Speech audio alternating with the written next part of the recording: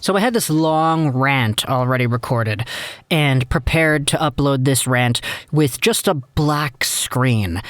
And I realized, after a few hours of sitting on it, holding my fingers over the Command-E, the export function on my Final Cut Pro, that I didn't really want to go about with that kind of angry rant of a video.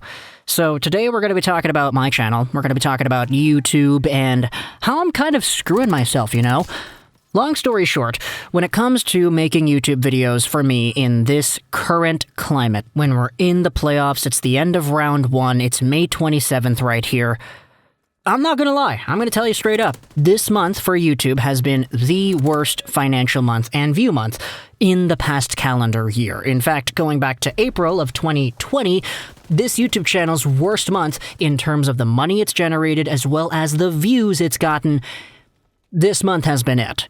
And no, that's not because, it's only been 27 days compared to the 31 full days that are in May. No, if you do the math, if you multiply everything out, this channel's pace in May 2021 is the worst in the past calendar year.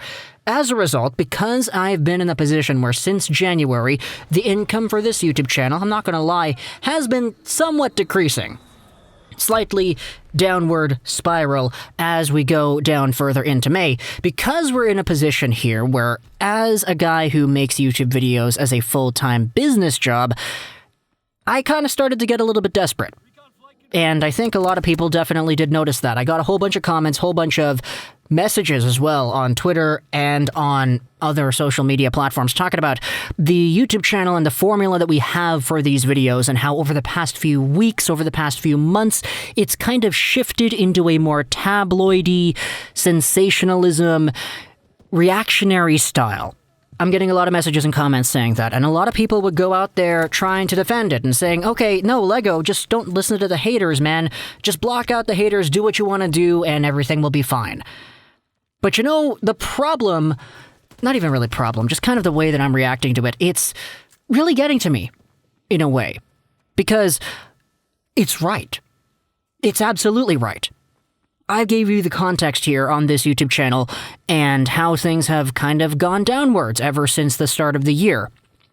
And in response to the decline in views, in money, in income overall for this YouTube channel, it's led me to making decisions that have resulted in a little bit more sensationalism over the past few weeks. And the reason it bugs me when people point that out is because it's absolutely true. And of course, if you're asking, well, why would you make sensationalism, tabloidy kind of content? Well, it's because these are the kinds of things that gets clicks. I'm trying to compensate for the lack of income generated by this YouTube channel since the start of January 2021. As it's gone down, I've kind of panicked a little bit internally saying, okay, well, it's going down. We need to make videos that people will click on in order to get things back up. And as a result, the shift in content has made its way onto the channel, and I've been seeing a lot of people calling me out for things that I definitely will acknowledge are true. Yeah, we stretch the videos out to 10 minutes to get more ads on there. We try to maximize the amount of revenue that is possible here. And the reason for that is because, this is my full-time job. I don't go to work. I don't go on a bus to downtown Vancouver, suit up in an office, and type things up all day. I sit in front of my computer making YouTube videos, and this is my full-time work. I have to treat this like work. I have to analyze my channel and my data like work, which is why I'm in a position where when we start to see lower numbers, lower views, lower income, it kind of internally caused me to panic. And when people call me out on the things that I'm doing to respond to that panic, it makes me even more frustrated internally because I know that everything that people are talking about is correct. And I know it's easy to say, okay, Lego, why don't you just make videos like you would before? Why can't you just make prospect videos? Why can't you just do this? Why can't you just do that? The problem with that is that when you talk about hockey for a living, when you talk about sports for a living, the market changes throughout the year. I can't make videos about prospects as much as I could beforehand because, let's face it, everybody has their eyes on the Stanley Cup Playoffs. I can't make anecdotal storytelling videos about things that have happened in the past like I could in the off-season, for example, because people don't care about what happened in the past. People care about what's happening now in the playoffs. When there's no playoffs, when there's no hockey, when things are dead, that's when we can go into the storytelling mode, talk about, oh, this is when Jonathan Bernier was traded from whatever, and he regrets leaving Toronto. Things like that. And when it comes to the potential of, okay, Lego, just make a video talking about whatever it is that's in the news today, you know? I know that's not gonna fly here. I know, I'm not the hockey guy. I can't just talk about anything related to hockey and expect it to get hits. I can't talk about Gretzky going to TNT. That video's probably gonna get 300 to 400 views. I can't talk about Tavares coming back. I have Canadiens, Habs, and Red Wings fans on this channel that wouldn't really care about that. When I talk about individual team-based news, I have to internally make sure that the topic is big enough to justify an audience coming in towards that topic, which is why trade rumors are some of the biggest things that get put up on this channel, because no matter what team you cheer for, oh, Ryan Nugent-Hopkins, he might get traded, there's a team out there that wants him, okay, let's watch that video going up. If it's, oh, John Tavares is coming back, okay, that only really caters to Leafs fans. And if there are Leafs fans out there watching videos about John Tavares coming back, why would they go to my channel when they can just watch somebody else, like the hockey guy, for example, or Steve Dangle? When I try to compete with the bigger platforms on this channel, I lose. And so, is it worth it to dedicate time into a video that doesn't get the same amount of output than if I just spent the same amount of time making a video about some trade rumor that went up because I know that's guaranteed to get views? It's kind of the desperations that I have to take here when my business starts declining. Straight up, it's just declining. The money we're getting is less than it was before. The views, the ad traction, all that stuff.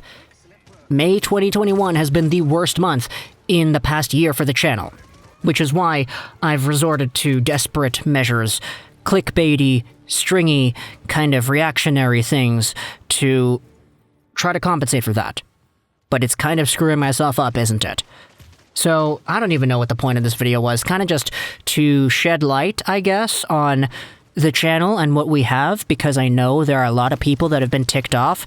And I know there are a lot of people that have been really supportive as well. I have seen so many comments talking about, okay, well, even though Lego is kind of clickbaiting us here, he kind of has to do it because he is in a position where this is his job. And you know what? It's really gotten me thinking as to whether or not I want to roll through long-term with a job like this that is unstable. Because believe it or not, you know, if I just stop uploading for a week, that could severely hurt the amount of income that this channel is able to provide. As a result, even though I love hockey, I like talking about hockey, that same rewarding feeling of uploading a video and having people respond to it, that's not guaranteed in the same ways that it was before when I was just doing this for fun and when it wasn't my business. Sure, those feelings still exist in some capacity, but it's definitely not fun and games anymore, you know? It's all legit, which is kind of why I have to adjust. I can't just do things like I did before, man. Like, I can't just upload only Canucks news because we have Red Wings and Canadiens fans on this channel. I just can't upload whenever I feel like it, once every 2 or once every 3 days, because I rely on this channel for income. So, yeah, that's kind of the boat that I've put myself in, I guess. It's a great job, don't get me wrong, talking about hockey and having people throw hate at you because you're clickbaiting them again. That particularly is not a high point, but it is something that you do have to deal with. And don't worry, I've been dealing with haters since 2011, 2012, whenever it was that I started uploading videos on this channel. It's just when all of a sudden the haters are correct. When the people who are going into your channel comment section and talking all this smack are absolutely right.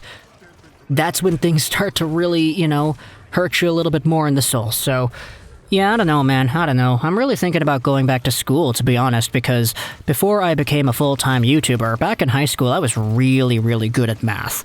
Like, I was actually really good at everything. One of the only 2 people to get principal's role in my graduating high school class, but math was my forte. I really wanted to go into statistics, but ever since becoming a YouTube personality and going to radio arts because of that, you know, it really deterred me from that path, so I don't know, maybe one day things will stop up, I'll go back to school and, I don't know, try to maybe solve the Riemann hypothesis. But for now, thank you to those who stuck around to the end of this video, I guess. I know there are going to be people talking about, oh, he stretched it to 10 minutes again, what a loser. Yeah, I kind of have to do that, man. Firstly, I know I talk in purple prose, which means that I'm able to talk about things in an unneedingly long amount of sentences. But kind of have to do it, man. Had to put some ads on this video. So, yeah.